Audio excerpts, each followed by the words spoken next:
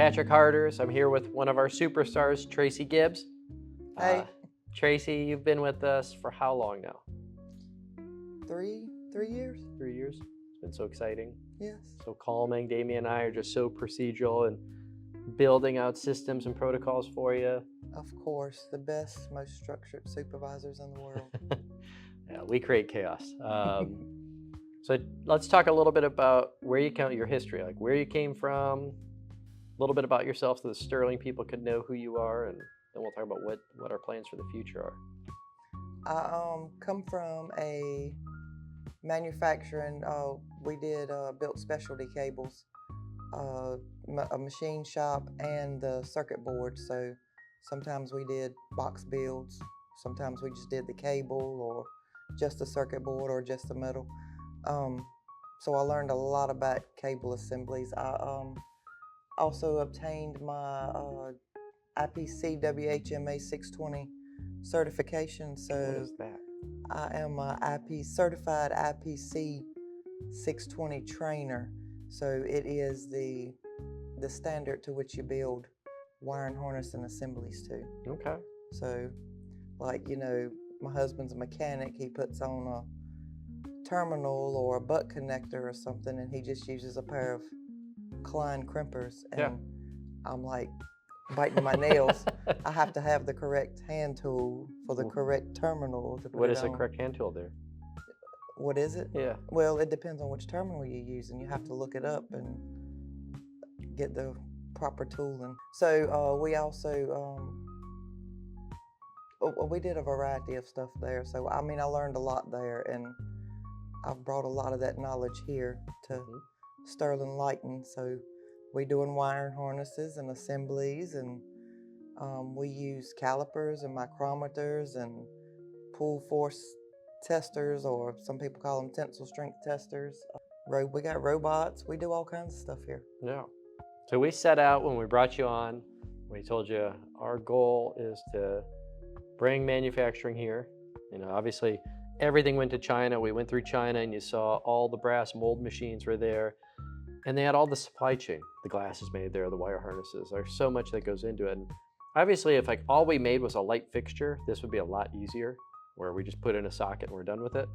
But we decided, no, we're going to bring in the best technology. So circuit boards, then getting into the LEDs and the optics and building it all together. Obviously, it's been a lot of challenges to get there. It has, but we'll get it. We're getting it. We invested a lot in equipment. You got your little robot. What's her name? Her name is Sally, so I think she's like Wally's other half. Yeah. So what is Sally going to do?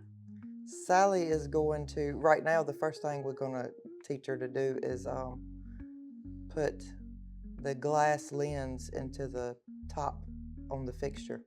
And she'll put the, what's the word I'm looking for? The sealant. She'll put the sealant on the glass, and then she'll also sit it over in the fixture. So it's neat. We did some by hand, and what did you say? It looked like 5-year-olds done it. Yeah. So Sally's hopefully going to help us out with that. So that's the first thing we're going to try to get her to do. And then I think it's a lot of other stuff that we can set it up to do. Yeah. Yeah, and robots. Modern technology is really where we can be competitive. So, where obviously overseas and it starts in China, but then it's going to the next country, whoever has the cheapest labor, and just putting little hands to put them all together. But with technology, we could do it better and keep the cost down is the hope. Right. So then we also have a tester is looking to test to see if there's any leaks in the fixtures as well. Yeah, the leak tester. So it's already been set up at one place. We are in the process of setting it up now, so it's kind of new to me, but we're going to get it set up so we can test and make sure no air or water is getting into the fixtures before they go out in the field. So in 2011 through 13, we noticed our products were being made. We were first in southern China, where there's 3 big factories there that make 90% of all the products that people are buying in landscape lighting. We moved up to a smaller factory in the middle of China, mom and pop shop. We noticed there was leakage coming in from the glass, so we had them put an RTV silicone around it, let it dry, do it again all by hand, let it dry. And then we did the scientific method of just filling them with water and let them sit with water for 3 days. So I mentioned that to our engineer team, and they laughed at me. It's like, there are much more advanced ways where you put it in and it'll actually measure the air pressure to see, make certain there's no air, no gaps happening. But then there's a lot of other challenges because we find we don't get any moisture coming in from our glass because of that extra step we do, but we get it in through the seal, and that's keeping the tolerances very tight, and then the gaskets over gasking it basically, which makes it sometimes harder to get our products apart, but we're trying to build them so we never get moisture in them.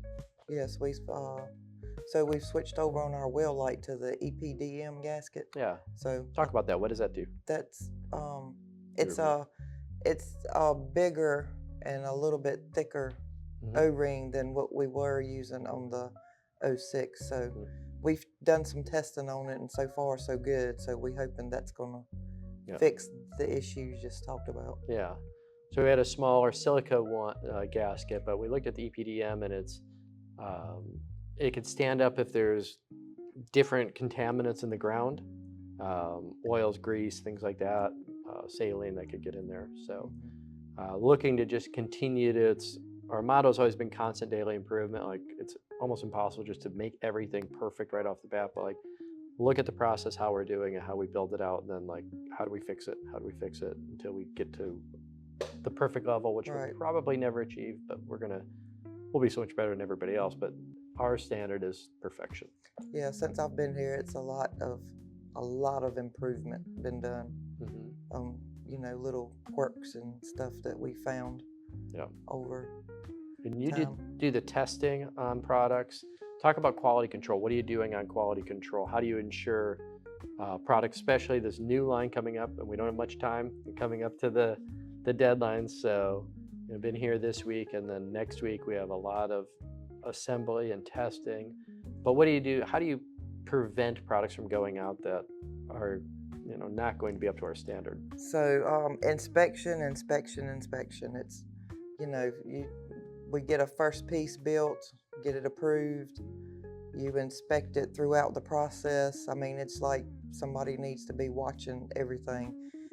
People sit down and work on doing something, and they're doing the same thing for a long period of time. It gets monotonous, so they'll something slightly small might change and they won't notice it. So we always want to get a different set of eyes looking at it too.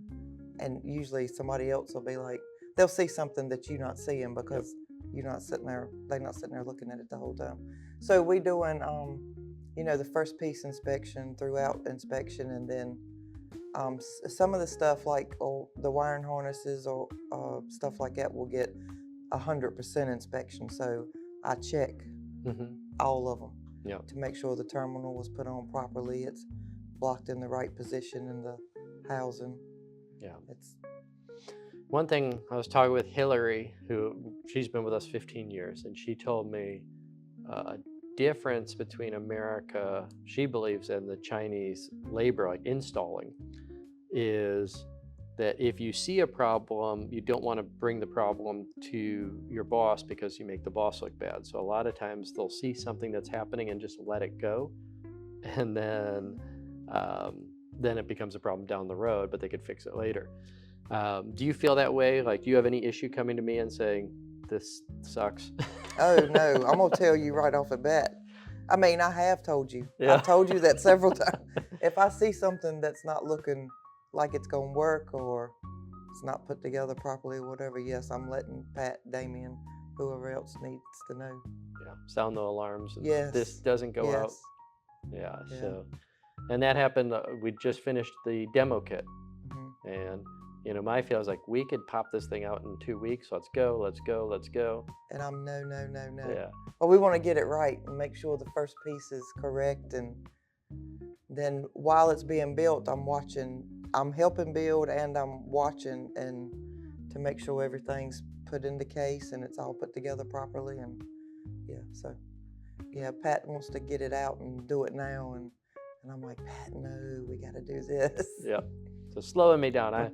It is a challenge because you have these ideas, and if you're in lighting design, you're probably a little bit impulsive where you love to see the reveal, and you just see the idea and you see it coming to fruition. You just want to make it happen, but you do have to slow it back a little bit and make sure it's done right. It's better to do it right and a little bit slower than be the first one to do something, and then it doesn't work. So. Right, right. So what exciting things? Obviously, one thing that I think is exciting, and I don't know how motivating it is for you, but bringing the manufacturing back and seeing this room as we fill it in with a full team of people that are assembling and building out and quality control.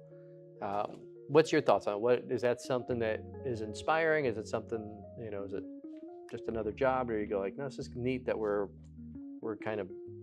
building out the American old way of doing Right. manufacturing. It's exciting to me. I mean, I would a whole lot rather be here and help the company grow and watch it. And it's grew so much since I started in 3 years. It's like we're growing out of this building, so we might need to find a bigger building. Yeah. And yes, it's exciting. And you want the one by your house, right? Yeah, I want the one near home so I can just drive in. Yeah. But yeah, it's definitely exciting, and I'm excited to see it grow out of the building. That's good stuff. And you've had experience, obviously, in cabling, but you've worked with companies that have had building out circuit boards, CNC machining. Yeah, I was the supervisor over the cable wiring harness, the specialty cable line, and the machine shop. So I have a little bit of machine shop knowledge also. I mean, I can't set up no CNC machine, but if you program it for me, I can run it and change out parts and the quality part. And so me and Pat was looking at a CMM machine this morning, and we did a lot of that. And explain what that is. It's this neat little machine, and it's got a little you can use it manually or program it into the computer. And we use it a lot manually, so you can sit and pull the pin down, and it's really, really touchy.